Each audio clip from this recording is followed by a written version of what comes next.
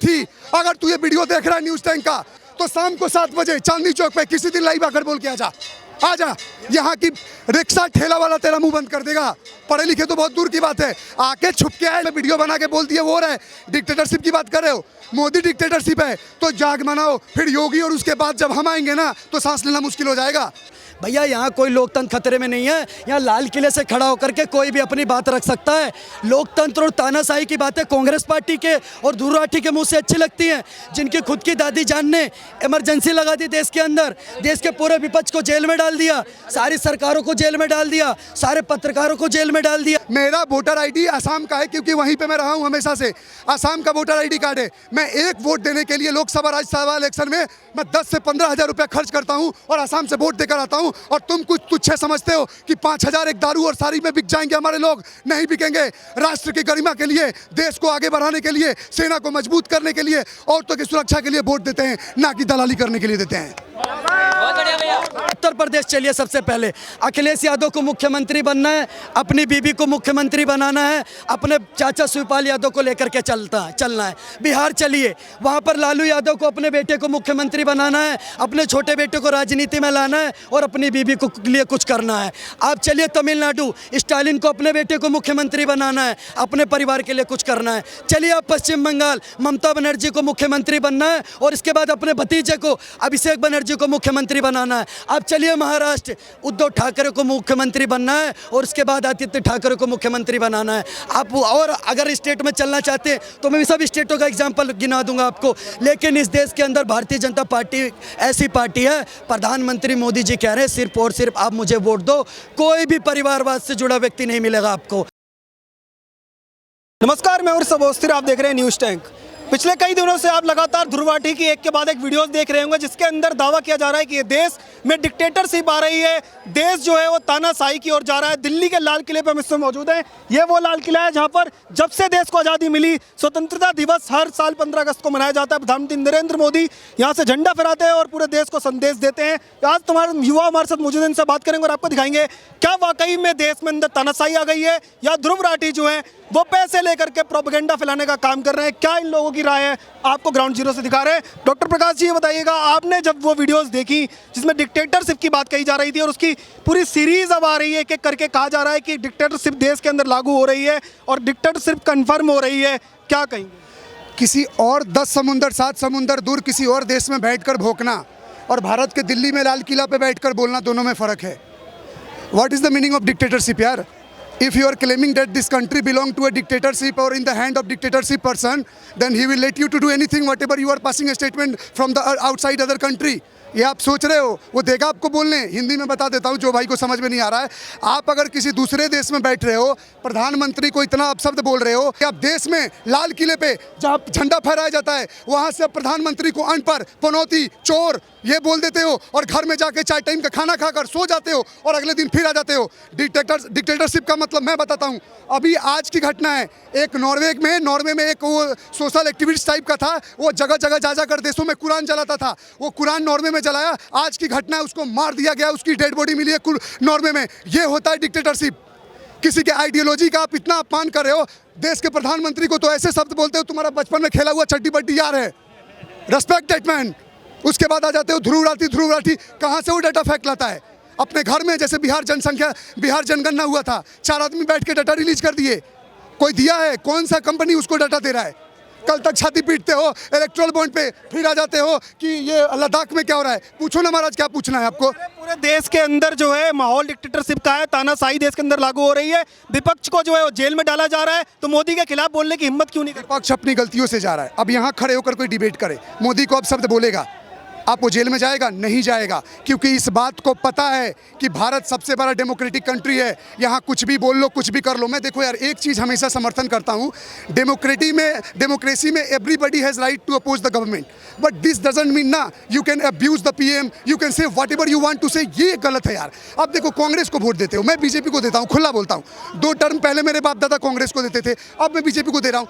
लेकिन यार अब ये थोड़ी मैं बोलने लगूँ राहुल गांधी की ये सब क्या है यार? वो पॉलिटिकल पार्टी का लीडर है, जो करना है करे। वो अपनी हरकतों से हारेगा, हारना होगा तो। बात रही केजरीवाल, मैं आ रहा हूँ, अब केजरीवाल पे ही आने वाले थे, मैं समझ गया था।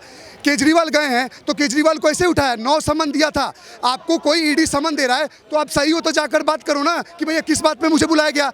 मुझे अगर थाने से फोन आएगा कि भैया तुमने XYZ आदमी को मार दिया है, बटुआ चुरा लिया, तो मैं क्या करूंगा? कौन बोला सर, किसने क्या कंप्लेन किया? मैं थाने के पास जाऊंगा कि मैं छुपूंगा? नहीं, ये नहीं, वो नहीं। अरे भाई तुम कोऑपरेट नहीं कर रहे हो। ईडी ने बोला जब सवाल जवाब पूछ रहे थे तो सही से जवाब नहीं दे रहे हैं। जब फंसने लगे कि सीएम की गद्दी जाने लगी है तो आतिशी और सौरभ भारद्वाज को फंसा दिया कि वो सीएम ना बन पाए। और दूसरी बात, 100 करोड़ का जो घोटाला का बात हो रहा है, इनमें इनका नाम आ रहा है तभी तो आ रहे हैं ना यार, बिना मतलब का थोड़ी अरेस्ट कर रहा है। बोल रहे हैं जो भी देश के पीएम को लेकर के बोलता है या कोई हिम्मत करता है सच बोलने की, उसी को जेल में डाल दे। अरे भैया तो एक्सटर्नल अफेयर मिनिस्ट्री है ना, ध्रुव राठी क्यों नहीं अरेस्ट हो रहा है? ध्रुव राठी कैसे बचा हुआ है अभी तक? एक्सटर्नल मिनिस्ट्री क्यों नहीं प्रेशर दे रहा है जर्मनी पे, काउंसिलर पे? जर्मनी तो दोस्त है कि उसको क्यों नहीं उठाया जा रहा है? नहीं है डिक्टेटरशिप। अगर डिक्टेटरशिप रहता है तो यहाँ पे लाल किला पे कोई खड़े होकर अब शब्द नहीं बोलता देश के प्रधानमंत्री पे, देश के प्रधानमंत्री के पहनावा पे, देश के प्रधानमंत्री के गाड़ी पे, गाड़ी किससे घूमते हैं, क्या खाते हैं, उस पर नहीं बोलते। वरना नॉर्थ कोरिया, डिक्टेटरशिप तो किम जोन करता है, डिक्टेटरशिप तो वो करता है, क्या नाम है, चाइना का जिनपिंग करता है, तो वो नहीं दिखता है। अगर मोदी डिक्टेटरशिप कर रहा है तो भैया फिर यमराज हैं, उनके देश में तो तुम जाओ ही मत। पार्टी ने कल वीडियो डाली और जिसके अंदर कहा कि डिक्टेटरशिप कंफर्म्ड और हैशटैग लगाया। उसके बाद आज वो दिल्ली के इंडिया गेट से फोटो डाली है और कहा ये वीडियो मैंने इंड पे बैठ के बनाई है, किसी बाहर देश से नहीं, और ये हिम्मत है मेरी देशभक्त हूं मैं। सुनो, छुप के आओ, अभी शाम को आए ना ध्रुव राठी। अगर तू ये वीडियो देख रहा है न्यूज टैंक का, तो शाम को 7 बजे चांदनी चौक पे किसी दिन लाइव आकर बोल के आजा। यहाँ की रिक्शा ठेला वाला तेरा मुंह बंद कर देगा। पढ़े लिखे तो बहुत दूर की बात है, आके छुप के आए, वीडियो बना के बोल दिए वो रहे। डिक्टेटरशिप की बात कर रहे हो, मोदी डिक्टेटरशिप है तो जाग मनाओ, फिर योगी, और उसके बाद जब हम आएंगे ना तो सांस लेना मुश्किल हो जाएगा। अभी एक डाटा निकला था कि अन्नामलाई ने वो आइलैंड वाला केस जो चल रहा है फोकट का दे दिए, लड़े भी नहीं। अरे कम से कम जाके वर्ल्ड कोर्ट में चैलेंज तो करते। सुप्रीम कोर्ट का दायरा होता है, कभी भी सुप्रीम कोर्ट 2 देशों के बीच में मध्यस्थता नहीं करती है, तो इसके लिए क्या बना है वर्ल्ड कोर्ट। वर्ल्ड कोर्ट ने अपने चैलेंज क्यों नहीं किया और इंदिरा गांधी ने दे दिया और ले लिए। कांग्रेस के पुराने केस क्यों खोले जा रहे हैं? नए अभी चुनाव आया तब उसका अकाउंट फ्रीज कर दिए, पुराने केस खोल दिए। अरे कांग्रेस ने तो बहुत काम छोड़ के रखा था, उसकी भी तो फाइल बंद कर रहे हैं मोदी जी। 370 का फाइल बंद कर दिए, 370 का फाइल बंद कर दिए, राम मंदिर का फाइल बंद कर दिए, ह्यूमन आरक्षण आ गया, एक से एक चीज हो रही है। अब सुनो, आने वाले टाइम में मोदी जी ने क्या बोला था, अगला 5 साल 1000 साल का नेतृत्व करेगा। कैसे?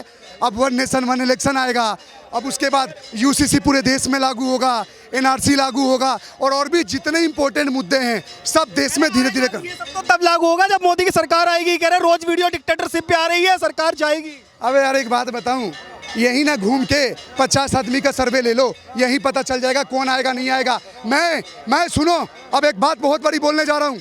मैं रहता परमानेंट बिहार से हूँ, रहता गाजियाबाद में हूँ। मेरा वोटर ID आसाम का है क्योंकि वहीं पे मैं रहा हूँ हमेशा से। आसाम का वोटर ID कार्ड है। मैं एक वोट देने के लिए लोकसभा राज्यसभा इलेक्शन में मैं 10 से 15 हज़ार रुपया खर्च करता हूँ और आसाम से वोट देकर आता हूँ। और तुम कुछ तुच्छे समझते हो कि 5000 एक दारू और साड़ी में बिक जाएंगे हमारे लोग। नहीं बिकेंगे। राष्ट्र की गरिमा के लिए, देश को आगे बढ़ाने के लिए, सेना को मजबूत करने के लिए, औरतों की सुरक्षा के लिए वोट देते हैं, ना कि दलाली करने के लिए देते हैं। चाहे कितना ही पैसा खर्च हो जाए, कुछ हो जाए, लोकतंत्र को बचाने के लिए और मोदी सरकार को लाने के लिए यहाँ से असम तक चले जाते हैं। पर देश के अंदर ध्रुव राठी कह रहे हैं कि तानाशाही आ रही है, क्या? सर देखिए, ध्रुव राठी 1-2 कौड़ी का आदमी जो कि भारत के अंदर भी नहीं है, विदेश से बैठ करके वीडियो बना रहा है और वहाँ से भौंक रहा है कि क्या नाम है, भारत के अंदर लोकतंत्र खतरे में है। आज एक बात पूछना चाहता हूँ, इस देश के अंदर एक नेता यहाँ से इटली से आई हुई हैं, तो उनको भी कहना चाहता हूँ जिनके समर्थन में वो 2 कौड़ी का आदमी उनके देश से बैठ के वीडियो बना रहा है ध्रुव राठी। जिस देश के अंदर नेता इटली से आ जाते हैं, जिस देश के अंदर वोटर बांग्लादेश से आ जा रहे हैं, जिस देश के अंदर नारे पाकिस्तान के लग जा रहे हैं, जिस देश के अंदर 10 बच्चे वाले सब्सिडी ले रहे हैं, जिस देश के अंदर 2 बच्चे वाले टैक्स भर रहे हैं, उस देश के अंदर लोकतंत्र खतरे में बता रहे हो। भैया यहाँ कोई लोकतंत्र खतरे में नहीं है। यहाँ लाल किले से खड़ा होकर के कोई भी अपनी बात रख सकता है। लोकतंत्र और तानाशाही की बातें कांग्रेस पार्टी के और ध्रुव राठी के मुंह से अच्छी लगती हैं, जिनकी खुद की दादी जान ने इमरजेंसी लगा दी देश के अंदर, देश के पूरे विपक्ष को जेल में डाल दिया, सारी सरकारों को जेल में डाल दिया, सारे पत्रकारों को जेल में डाल दिया। तानाशाही का माहौल तो हमने सिख नरसंहार में देखा था, सिख दंगों में देखा था, किस प्रकार से एक समुदाय को विशेष समुदाय के ऊपर आपने एक तरफा कार्रवाई करने का काम करा। और असली दंगा तो हमने कानपुर दंगे में देखा था, असली दंगे तो हमने उत्तर प्रदेश के मुजफ्फरनगर में देखा था। साहब आप एक बात बताइए, ये लोग इनकी सरकारों में, इनकी फाइलों में कांग्रेस की सरकार का मौसम गुलाबी है, मगर ये आंकड़े झूठे और ये दावा किताबी है। आप एक बात बताइए, मैं पूछना चाहता हूँ, जो कह रहे हैं इस देश के अंदर लोकतंत्र खतरे में है, ये कहते हैं लोकतंत्र की हत्या हो गई, मतलब लोकतंत्र है लॉलीपॉप, शाम को चूस लिया और ख़त्म हो गया, फिर कल सुबह जिंदा हो जाता है, डेली शाम को लोकतंत्र ख़त्म हो जाता है भारत के अंदर। ये लोकतंत्र है साहब, लोकतंत्र के आधार पर ही देश की जनता प्रधानमंत्री डिसाइड करती है कौन प्रधानमंत्री बनेगा। आप आकर के अच्छी नीतियों पर लेकर के काम करें। बोल रहे हैं जो लोग मुझ पे आरोप लगा रहे थे, बार बार कहते थे कि जर्मनी में बैठ के वीडियो बना रहा है, मैंने कल वाली वीडियो दिल्ली के अंदर बैठ करके वीडियो बनाई है और दिल्ली के इंडिया गेट से वीडियो डाल दी है और डिक्टेटरशिप के खिलाफ देशभक्त हूं मैं और मेरी लड़ाई जारी है। सब देखिए, तानाशाही की बात वो लोग कर रहे हैं जिनके खुद देखिए परिवारवाद की जड़ें जिनसे जुड़ी हुई हैं, वो लोग आज तानाशाही की बात कर रहे हैं। आप एक बात बताइए, अखिलेश यादव को क्या करना है? उत्तर प्रदेश चलिए, सबसे पहले अखिलेश यादव को मुख्यमंत्री बनना है, अपनी बीबी को मुख्यमंत्री बनाना है, अपने चाचा शिवपाल यादव को लेकर के चलना है। बिहार चलिए, वहाँ पर लालू यादव को अपने बेटे को मुख्यमंत्री बनाना है, अपने छोटे बेटे को राजनीति में लाना है और अपनी बीबी को लिए कुछ करना है। आप चलिए तमिलनाडु, स्टालिन को अपने बेटे को मुख्यमंत्री बनाना है, अपने परिवार के लिए कुछ करना है। चलिए आप पश्चिम बंगाल, ममता बनर्जी को मुख्यमंत्री बनना है और इसके बाद अपने भतीजे को अभिषेक बनर्जी को मुख्यमंत्री बनाना है। अब चलिए महाराष्ट्र, उद्धव ठाकरे को मुख्यमंत्री बनना है और उसके बाद आदित्य ठाकरे को मुख्यमंत्री बनाना है। आप और अगर स्टेट में चलना चाहते हैं तो मैं भी सब स्टेटों का एग्जांपल गिना दूंगा आपको, लेकिन इस देश के अंदर भारतीय जनता पार्टी ऐसी पार्टी है, प्रधानमंत्री मोदी जी कह रहे हैं सिर्फ और सिर्फ आप मुझे वोट दो, कोई भी परिवारवाद से जुड़ा व्यक्ति नहीं मिलेगा आपको। परिवारवाद की लोग मिसाइलें कायम कर रहे हैं, सिर्फ और सिर्फ अपने परिवार को, अपने बेटे के लिए सोच रहे हैं। लेकिन अगर आज इस देश के अंदर एक प्रधानमंत्री 140 करोड़ देशवासियों के लिए सुन रहा है, एक एक गरीब के लिए सोच रहा है। प्रधानमंत्री मोदी जी ने क्या कहा अपने भाषण में? मेरी 4 जातियां हैं, किसान, जवान, गरीब और महिलाएं। अगर इन सब पे बात कर रहे तो इन लोगों को मिर्ची क्यों लग रही है? ये लोग बात कर रहे हैं जाति जनगणना की। मोदी जी बोलते तो समय कह रहे, लेकिन काम तो किसी के लिए भी नहीं कर रहे। कह रहे किसानों का आंदोलन दबा दिया, तमाम जो चीजें हैं जवानों के लिए कह रहे अग्निवीर लाकर खत्म कर दिया, इस तरीके के आरोप लगा। देखिए, मैं किसानों की बात कर रहे हैं आप, तो मैं आपको कहना चाहता हूँ किसान इस देश में हमेशा से मजबूत था और किसान का सम्मान पूरा भारत करता है। मैं आपके चैनल पर कहना चाहता हूँ, पूरा देश यही चाहता है, हंसता हुआ किसान चाहिए। पूरा देश यही चाहता है, हंसता हुआ किसान चाहिए। धानी और सुरंगे रंग से भरा खेत खलियान चाहिए, लेकिन जिसको खालिस्तान चाहिए, हमको उसकी जान चाहिए। खालिस्तान नहीं चलेगा देश के अंदर। आप किसानों की बात करो, किसानों की सारी मांगें मानी जाएंगी, किसानों की अगर जायज़ मांगे होंगी। लेकिन अगर आप किसान के भेष में क्या नारा दिया जाता है? जय जवान जय किसान। लेकिन क्या इस देश का जवान, इस देश का किसान, इस देश के जवान के ऊपर ट्रॉलियाँ चढ़ाएगा? क्या इस देश का किसान ट्रॉलियाँ भर भर के शराब लेकर के आकर के यहाँ खड़ा होगा? क्या इस देश का किसान कहेगा हम दिल्ली पे कब्जा कर लेंगे? ये इस देश के किसान की आवाज़ नहीं है। पूरे दुनिया में एक माहौल बनाने की कोशिश हो रही है कि इस भारत के अंदर तानाशाही मोदी सरकार ला रही है। क्या आप मानते हैं तानाशाही है इस देश के अंदर? हाँ, पूरा मानता हूँ, मोदी जी तानाशाही कर रहे हैं। क्योंकि क्या है कि भारत में कुछ लोग फ्री का खा के पी के बिना जाने सुने ज्ञान देने की आदत पड़ गई है। अब मैं शुरू करता हूँ 1946 से। डायरेक्ट एक्शन डे हुआ था भारत के बंटवारे के पहले, रमजान का 20वां दिन था, गजवाया बदर के दिन डायरेक्ट एक्शन डे हुआ था। उसके बाद तानाशाही के लिए गांधी, नेहरू, ये जितने लोग थे बोले भाई ये तो मुसलमानों का काम है, वो करेंगे, तब तानाशाही नहीं दिखी। उसके बाद की बात सुनिए, कांग्रेस पार्टी में किसी ने गांधी जी को नेहरू जी को वोट नहीं दिया, लेकिन ब्रिटिश गवर्नमेंट की मेहरबानी से वो सरकार में आए। आते ही उन्होंने सबसे पहले चित्पावन ब्राह्मणों का नरसंहार कराया, उसके बाद तमाम किताबें बैन की। गुलजार साहब ने तानाशाह लिख दिया था, उनको 2 साल की जेल करा दी। अच्छा, इन सबको छोड़ दीजिए, इंदिरा गांधी जी ने संविधान ही बदल दिया और सेकुलर और सोशलिस्ट शब्द अंदर घुसाया और इमरजेंसी लगा दी। इतना कांड करने के बाद भी कोई दिक्कत नहीं है। भ्रष्टाचार के सबसे पहले आरोपी साबित हुए थे माननीय श्री राजीव गांधी बर्फोर्स घोटाले में, तब भी भारत के लोगों को ये तानाशाही नहीं दिखी। वक्फ बोर्ड आ गया, ठीक है, तब भी तानाशाही नहीं दिखी। वर्शिप एक्ट आया, तब भी तानाशाही नहीं दिखी। ये अभी ये सब गनीमत थी, भारत के संविधान की मूल भावना का कत्ल करके साहबानों के केस में पूरा जजमेंट ही पलट दिया, तब भी संविधान खतरे में नहीं आया था। लेकिन अब आते हैं बीजेपी के जनसंघ के उदय पे। 1998 में येदियुरप्पा जी पे बेल्लारी बंधुओं से खनन घोटाले का आरोप लगा था। उस चुनाव में माननीय श्री 2002 के चुनाव में सुषमा स्वराज जी बेल्लारी से चुनाव लड़ रही थी। उसमें अटल बिहारी वाजपेयी और लाल कृष्ण आडवाणी जी ने कर्नाटका जाने से मना कर दिया और बोला जब तक कि आप इस्तीफा नहीं देंगे तब तक हम लोग कर्नाटका नहीं आएंगे।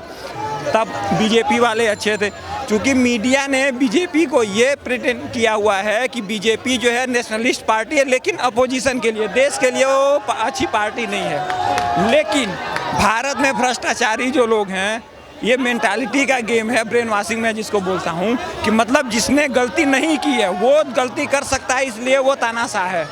लेकिन जिसने गलती कर दिया है, अरे भाई उससे तो गलती हो जा सकती है, राजशाही है ना। कांग्रेस पार्टी जो है वो राजशाही है, वो गलती करे तो ये तो नॉर्मल चीज़ है, उनके खून में है, उनका राइट है। लेकिन भाजपा वाले ये काम नहीं कर सकते, क्योंकि उन लोगों ने राष्ट्र, धर्म, देश, जाति इन सबों को रखते हुए वो हिंदुत्ववादी हैं, हिंदुत्व का प्रचार करते हैं। क्योंकि हमारे यहाँ मेंटली ये प्रिडिक्ट किया जाता है कि भाई अगर तुम गलत करोगे तो तुम्हारा हश्र रावण के जैसे होगा, लेकिन इन लोगों के लिए वो नियम लागू नहीं होता। तो ये ब्रेन वॉशिंग है, इसीलिए तानाशाही करते रहते हैं।